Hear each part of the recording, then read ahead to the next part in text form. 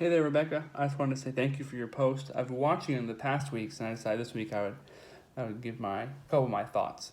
So, in another one of the textbooks for a class I'm reading, a class I'm taking, Ethical, Legal, and Professional Issues in Counseling by Theodore Remley and Barbara Heiligton, the 5th edition, I think. It came out in 2016. I wanted to read this quote because I thought it kind of applied well to what you were saying. In recent years, the counseling profession has given increased attention to global literacy, which is to find the information a person needs to know in order to navigate life in a technologically sophisticated, globally interconnected world of the 21st century. Multicultural competence, or the ability to work effectively with clients from other diverse cultures within the United States, is no longer assumed to be sufficient. Transcultural counseling competence is needed if counselors want to be effective.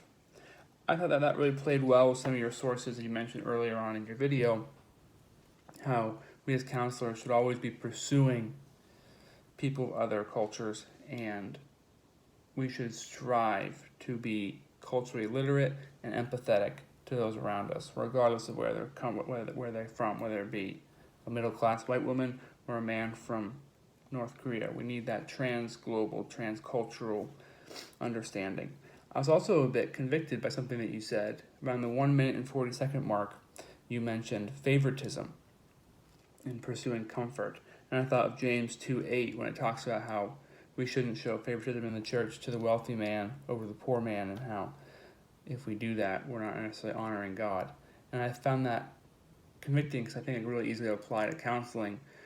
As we would get comfortable in our practice, we would only counsel people who we would feel comfortable with, and that in turn is a form of favoritism, perhaps even racial favoritism, that as Christian counselors, we are called not to show racial favoritism or financial favoritism, or just counsel people we are comfortable with. We should counsel people of all faiths, all walks of life, all socioeconomic statuses.